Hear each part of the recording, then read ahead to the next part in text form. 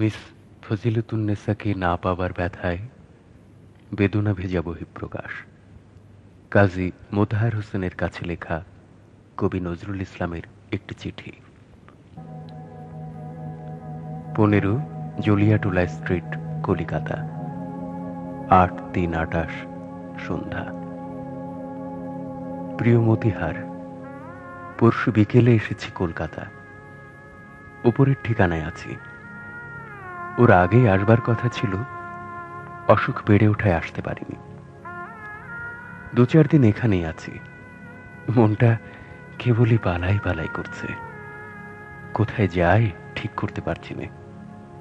হঠাৎ কোনোদিন এক জায়গায় চলে যাব, অবশ্য 2-10 দিনের জন্য। যেখানে যাই আর কেউ না পাক, তুমি খবর পাবে।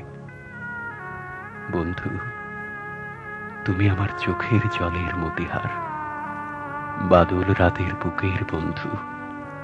যেদিন এই নিষ্ঠুর পৃথিবীর আর সবাই আমায় ভুলে যাবে, সেদিন অন্তত তোমার বুক ব্যথিয়ে উঠবে তোমার ওই ছোট্ট ঘরটিতে শুয়ে, যে ঘরে তুমি আমায় প্রিয়ার মতো জড়িয়ে শুয়েছিলে।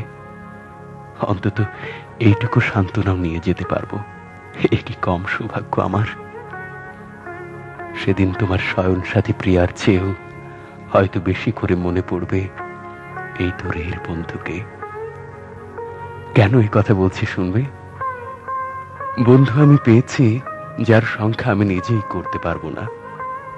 এরা সবাই আমার হাসির বন্ধু, গানের বন্ধু, ফুলের সওদার খরিদ্দারেরা। এরা অনেকেই আমার আত্মীয় হয়ে উঠেছে, প্রিয় হয়ে ওঠেনি কেউ। আমার জীবনের সবচেয়ে গোপন, সবচেয়ে করুণ পাতাটির লেখা তোমার কাছে রেখে গেলাম। আমার দেখতে এর একটা কি যেন প্রয়োজন ছিল। আকাশের সবচেয়ে দূরের যে তারাটির দীপ্তি চোখের জলকণার মতো ঝিলমিল করবে, মনে করো সেই তারাটি আমি। আমার নামে তার নামকরণ করো। কেমন মৃত্যু এত করে মনে করছি কেন জানো? ওকে আজ আমার সবচেয়ে সুন্দর মনে হচ্ছে বলে। মনে হচ্ছে জীবনে যে আমায় ফিরিয়ে দিলে, মরলে সে আমায় বরণ করে নেবে। সমস্ত বুকটা ব্যথায় দিন রাত টনটন করছে। মনে হচ্ছে সমস্ত রক্ত যেন ওইখানে এসে জমাট বেঁধে যাচ্ছে। ওর যদি মুক্তি হয় বেঁচে যাব, কিন্তু কি হবে কে জানে। তোমার চিঠি পেয়ে অবধি কেবলই ভাবছি আর ভাবছি, কত কথা কত কে, তার কি কুল কিনারা আছে। আমার ব্যথার রক্তকে রঙিন খেলা বলে উপহাস যিনি করেন, তিনি হয়তো দেবতা, আমার ব্যথা অশ্রুর বহু ঊর্ধ্বে। কিন্তু আমি মাটির নজরুল হলেও সে দেবতার কাছে অশ্রুর অঞ্জলি আর নিয়ে যাব না। ফুল ধুলায় ঝরে পড়ে, পায়ে পিষ্টও হয়, তাই বলে কি ফুল এত অনাদরের? ভুল করে সে ফুল যদি কারুর কবরিতেই খসে পড়ে এবং তিনি সেটাকে উপদ্রব বলে মনে করেন, তাহলে ফুলের পক্ষে প্রায়শ্চিত্ত হচ্ছে তখনই কারোর পায়ের তলায় পড়ে আত্মহত্যা করা। সুন্দরীর অবহেলা আমি সইতে পারি না বন্ধু, তাই এত জ্বালা। ভিক্ষা যদি কেউ তোমার কাছে চাইতেই আসে অদৃষ্টের বিড়ম্বনায়, তাহলে তাকে ভিক্ষা নাই দাও, কুকুর লেলিয়ে দিও না যেন। আঘাত করবার একটা সীমা আছে, যেটাকে অতিক্রম করলে আঘাত অসুন্দর হয়ে ওঠে, আর তখনই তার নাম হয় অবমাননা। কুনিও বীণাকে আঘাত করেই বাজান, তার অঙ্গুলির আঘাতে বীণার কান্না হয়ে ওঠে সুর। সেই বীণাকেই হয়তো আর একজন আঘাত করতে যেয়ে ফেলে ভেঙে। যে দেবতাকে পূজা করব তিনি পাষাণ হন, তা সওয়া যায়, কিন্তু তিনি যেখানে আমার পূজার অর্ঘ্য উপদ্রব বলে পায়ে ঠেলেন, সেখানে আমার সান্ত্বনা কোথায় বলতে পারো? তুমি অনেক কথাই লিখেছ তাঁর হয়ে, তোমায় আমি বিশ্বাস করি, কিন্তু একটা কথা তোমায় মনে রাখতে বলি বন্ধু, আমার বেদনায় সান্ত্বনা দেবার জন্য তার সোজা কথাকে রঙিন করে বলে আমায় খুশি করতে চেও না যেন। ওতে আমি হয়তো একটু ক্ষুব্ধই হব। সত্যি আমি হয়তো অতিরিক্ত অভিমানী, কিন্তু তার তো ওষুধ নেই। বিনার তারের মতো কবির নার্ভগুলো সুরে বাঁধা বলেই হয়তো একটু আঘাতে এমন ঝনঝন করে ওঠে। ছেলেবেলা থেকে পথে পথে মানুষ আমি, যে স্নেহে যে প্রেমে বুক ভরে ওঠে কানায় কানায়, তা কখনো কোথাও পাইনি। শ্রদ্ধা শ্রদ্ধা শ্রদ্ধা শুনে কান ঝালাপালা হয়ে গেল। ও নিয়ে কি আমি ধুয়ে খাবো? তাই হয়তো অল্পেই অভিমান হয়। বুকের রক্ত চোখে জল হয়ে দেখা দেবার আগেই তাকে গলার কাছে প্রাণপণ বলে আটকিয়েছি। সমাজ, রাষ্ট্র, মানুষ সকলের উপর বিদ্রোহ করেই তো জীবন কাটলো। এবার চিঠির উত্তর দিতে বড্ড দেরি হয়ে গেল। না জানি কত উদ্বিগ্ন হয়েছ। কি করি বন্ধু, শরীরটা এত বেশি বেয়াড়া আর হয়নি কখনো। ওষুধ খেতে প্রবৃত্তি হয় না। কাল একটি মহিলা বলছিলেন, এবার আপনার বড্ড নতুন নতুন দেখাচ্ছে, যেন পাথর হয়ে গেছেন। সে হাসি নেই, সে কথার খই ফুটছে কই মুখে। বেশ ভাবুক ভাবুক দেখাচ্ছে। কিন্তু আমায় সবচেয়ে অবাক করে নিশীথ রাতের তারা। তুমি হয়তো অবাক হবে, আমি আকাশের প্রায় সব তারাগুলিকে চিনি।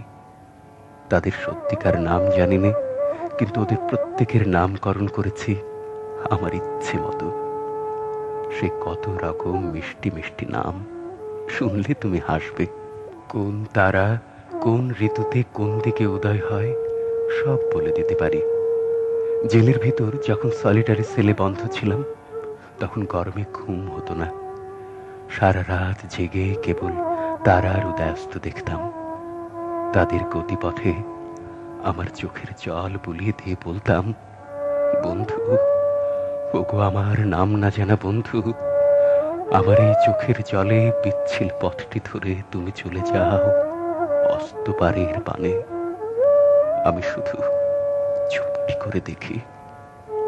হাতে থাকতো হাত করা, দেয়ালের সঙ্গে বাঁধা, চোখের জলের রেখা আঁকাই থাকতো বুকে বুকে। বালুচরে ক্ষীণ ঝর্ণাধারার চলে যাওয়া রেখা যেমন করে লেখা থাকে। আচ্ছা বন্ধু, কফোটা রক্ত দিয়ে এক ফোঁটা চোখের জল হয়, তোমাদের বিজ্ঞানে বলতে পারে? এখন শুধু কেবল জিজ্ঞাসা করতে ইচ্ছে করে, যার উত্তর নেই, মীমাংসা নেই, সেই সব জিজ্ঞাসা। যেদিন আমি ওই দূর তারার দেশে চলে যাব, সেদিন তাকে বলো এই চিঠি দেখিয়ে সে যেন দুটি ফোঁটা অশ্রুর তর্পণ দেয় শুধু আমার নামে। হয়তো আমি সেদিন খুশিতে উল্কা ফুল হয়ে তার নতুন খোঁপায় ঝরে পড়ব। তাকে বলো, বন্ধু, তার কাছে আমার আর চাওয়ার কিছু নেই। আমি পেয়েছি, তাকে পেয়েছি আমার বুকের রক্তে, চোখের জলে। বড্ড ঝড় উঠেছিল মনে, তাই দুটো ঝাপটা লেগেছে তার চোখে মুখে।